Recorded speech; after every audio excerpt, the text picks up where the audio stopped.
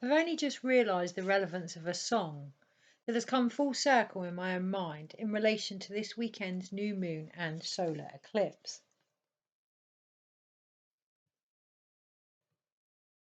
Ella Fitzgerald humming in my ears, reminding us all, "Tain't what you do."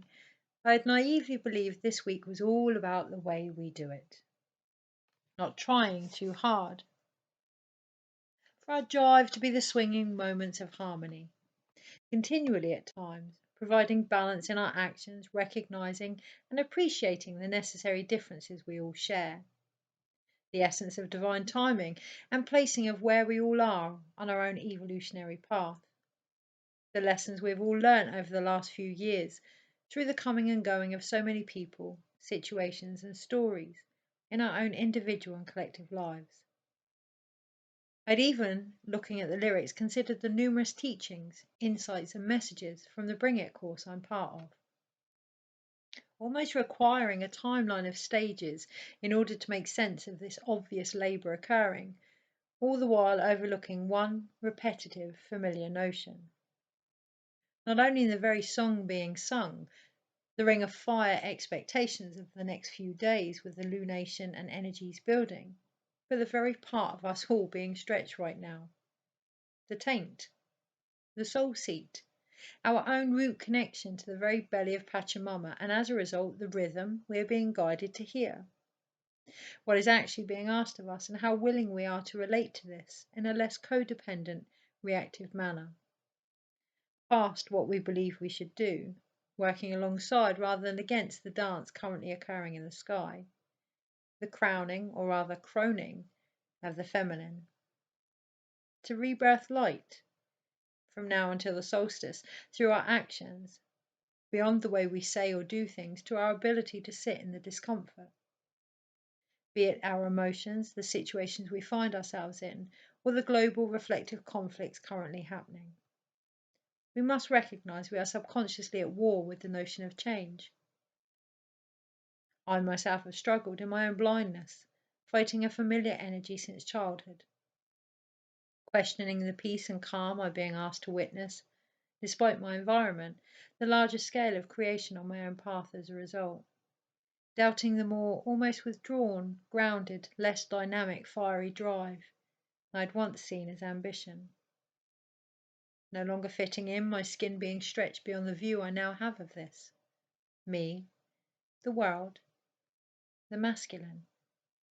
The dreams I'm being asked to conceive and being given guardianship over are also changing, as I re-examine just how much I no longer relate, not only to the narratives being played out, but my own.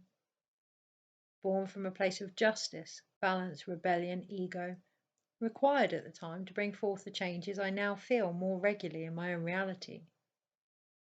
To avoid a 3D tear damaging not only my body, but my own arse-like shadow, I'm currently pausing, breathing, feeling into the pain sensations for the balancing midwives they are, bringing the responsibility back to the only area I have any real control over, myself. Perhaps the deepest connection I and many of us have been avoiding seeing, in order to retrieve the skills essential to what is actually being offered. The belief in this and our ability to deliver our soul's potential. Through an awareness of the taint. What isn't supportive, what doesn't work, within and around, initiating an empowerment that comes from patiently observing expansion, change, creation, without the fear of limited consequences leading to unnecessary intervention, building a deeper trust in the universe's ability to birth, alongside, of course, our own. Aware of concerns and the additional trauma I could invoke if I don't address them, I always return in these times of uncertainty, whether to act or be, to a research project back in my old midwifery days, known as the Hoop Trial, hands-on or poised, that found pressure on an already stretching perineum not only invasive, but solely for the relief of those watching. I know from experience any flexing of what is being delivered will only instill damage to the very vessel holding all the potential together. Ourselves and each other, the earth, all our relations, as one. The larger sacred hoop, the medicine wheel of circle of life, the seasons we find ourselves in, alongside the only application actually being asked of us this new moon. The wisdom we have gained, the tools we have experienced being utilised on the situation in front of us. For myself, I've been more guided to be more aware of my own mindset, encouraged by the removal of a physical growth on my wolfhound's lip. Randomly, after picking up another's toy, not only have I shifted the perspective I have around loss and taken animal healing to another level, I'm greatly more aware of hidden ancestral negative thoughts and their need to protect me from the unknown, as I truly appreciate the effect of picking up and playing with the notion of others that aren't for me, and the infection this may have on my own ability to enjoy life. Acknowledging the foundational rights I want to build on as I prepare to enter the East with the second module of the Munay workshop on the very same day, I'm being supported to remember the partnership I have not only with the lineage of healers I'm aligned to as a result of these initiations, but also the connection I have with Source, God, and my own divinity, Sami, the light or masculine spirit, and how well I receive this energy within. Something we're all being guided to feel into as we prepare for 2024, alongside the strength and courage to truly see and become the conceived vision held for us all. Finding the deep restorative healing available beneath everything happening. Within the middle ground, the knife's edge of potential, the crossing of both the red and yellow road of humanity, where we must face the union ultimately within ourselves. Happening at the South Node point of release and the North Node conjunct Eris. In times of collective chaos, we may find ourselves this week questioning relationships, whether they mirror our own values, the shifts we have brought forth in our own lives as we investigate any plans and what is now needed on a larger level, acknowledging the nurturing aspect of patience required. Fated for new beginnings, the solar eclipse in Libra can bring forth sudden change, but the exact outcome may take up to 6 months to have an effect. With the aid of Pluto stationary and then going direct on the 10th, now is the time to focus on ambitions that are more direct rather than internal. But to do so, we are reminded to look at how receptive we actually are to them first, to what may be less obvious or hidden inside our actions, as we face the real meaning of healthy relationships, those in our everyday lives, but also those with our sole purpose. Seeking out over the next few months how we can best serve with the fruits of the inevitable labour occurring. With the eclipse along the Libra and Aries axis, last occurring in 2004, we are encouraged to remember not only how far we have come as a nation, but also how best to navigate any necessary changes founded on this more present awareness, rather than returning to past scenarios. Embodiment of this being the very order and continual movement required to bring harmony and balance to our lives. With the Mars-Saturn trine, the value of pacing ourselves will become the measure behind long-term plans and how hard we need to push, or not. If we are prepared to deep dive into the stillness available waiting to embrace us, be held amidst the much-needed silence, we can find the fairness and cooperation of the one planetary force uniting both eclipses this month.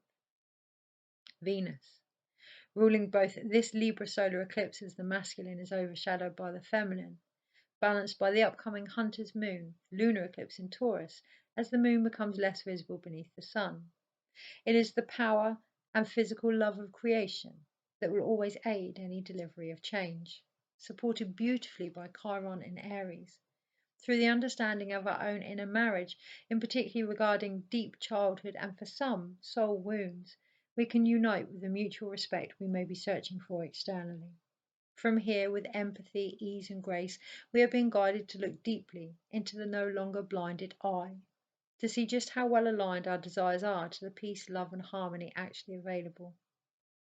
There may, of course, be a few curveballs for us to experience something new, especially as Mercury joins in the mix, allowing our hearts to be heard through the expression of authenticity, necessary for any real shift in consciousness, through self-awareness and the illumination of what is hidden in the collective conflicts we are all witnessing. There are many aspects following the new moon that will aid any guidance. Despite the veil thinning, our intuitive wisdom will deepen with the support of a full moon eclipse, Samhain, and of course the chasmere of Mercury and Libra in the heart of the Sun around the 20th. Here we can expect downloads, clashes in dynamics and boundaries being restored as we continue to explore the psyche and exercise intention from a deeper coherence.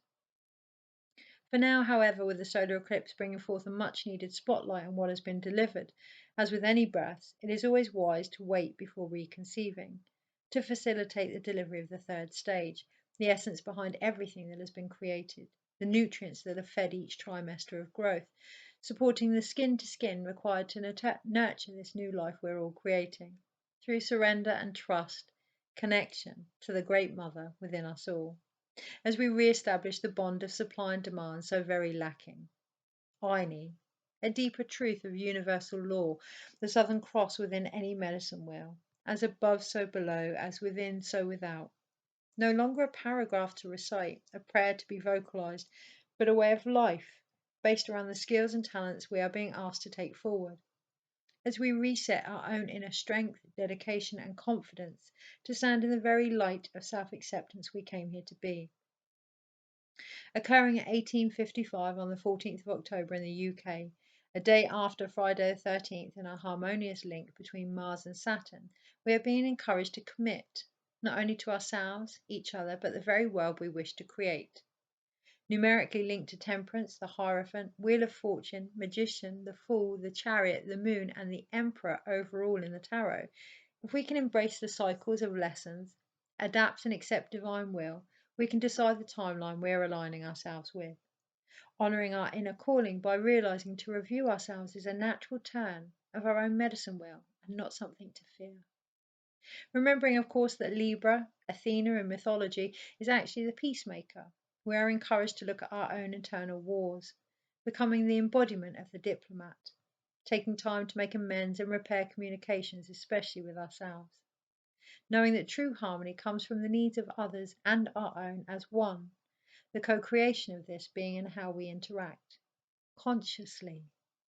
An expansion that not only increases our own fortune, supported by Uranus and Jupiter and Taurus, but aids us all to welcome in the greater opportunities for growth available through the questioning of what change taint.